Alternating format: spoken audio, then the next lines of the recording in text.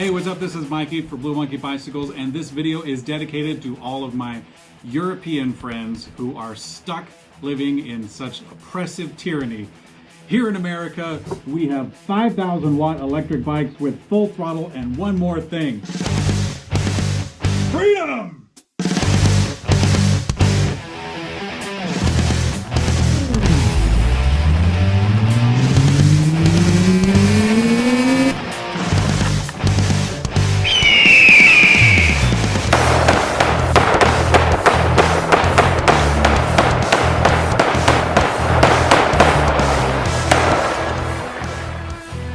Yes!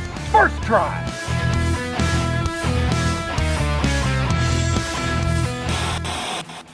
Okay, so you might be tempted to think that America is number one, which actually is the case if you look at Olympic gold medals, GDP, or civil lawsuits.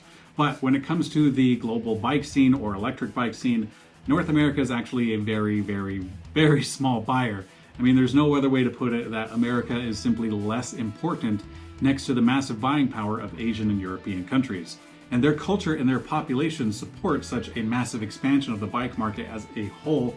But for us in America, I mean, we don't really count for much. And it makes matters worse, actual American manufactured bicycles or parts are actually really hard to come by. For this reason, actual American electric bikes is still in its infancy. Electric bikes have been out for a long time, and that's true. But many of the e-bikes that you see on the market here in America are just repurposed European or Asian, mostly Chinese electric bike systems. Let's go ahead and talk about some of the Chinese bikes for a second.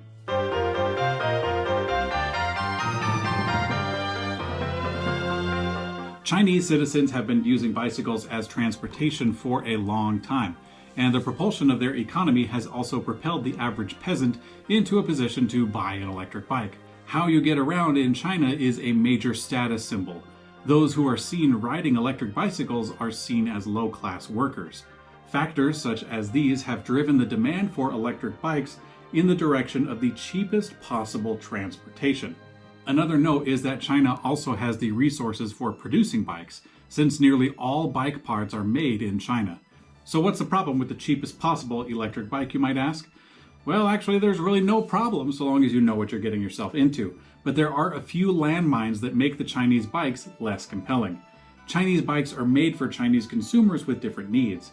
Public transportation is far more advanced in Chinese cities, living space is much less copious, the average ride time is a lot shorter, and let's face it, Americans are taller and also wider. For the Chinese scenario that I just outlined, a small folding bike with a wimpy system fits every single part of it, but it really misses the main point of what American buyers want. Let's go ahead and switch gears and talk about the European market for a little bit.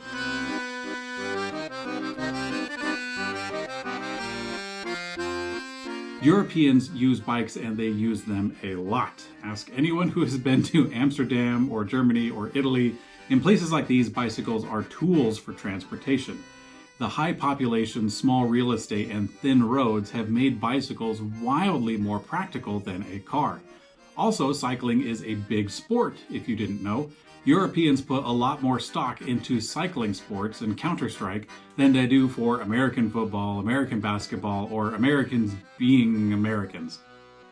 Now, another special note is that Europe has very oppressive laws restricting electric bikes in many ways. Things like a 25 kilometer per hour top speed, which is about 13 miles an hour for top speed, a 250 watt motor restriction, and also forcing higher speed electric bikes that do exist there to either pay huge fines, pay for insurance, or in some cases, they have to use the car lane like a car. And I mean, that's just messed up. Factors such as these have driven the demand for European electric bikes in the direction of a super efficient, low-speed transportation, and also on the other side, high-end sporting equipment. So what does that mean for the American market? What motivates us to get electric bikes?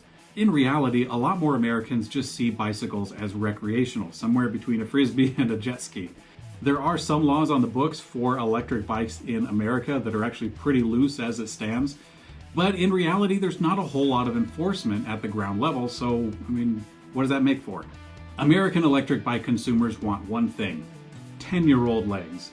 Americans grew up monkeying around the neighborhood on bicycles, and the bicycle became a representation of freedom for all of us as children. We would explore to our heart's content until the sun went down. I mean, the entire world was ours. When we grew up, we would fix, build, or even sometimes earn a car, and the car represented freedom for us as young adults. Somewhere along the way in our life, a car became a tool for a competitive and hairy lifestyle. It pushed a lot of us into materialism, and we actually lost sight of the limitless exploration that kind of made us happy in the first place.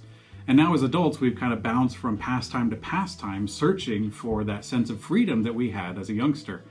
As so eloquently put by Neil Peart, quote, "Some will sell their dreams for small desires, or lose the race to rats, get caught in ticking traps, and start to dream of somewhere to relax their restless flight, somewhere out of a memory of lighted streets and quiet nights."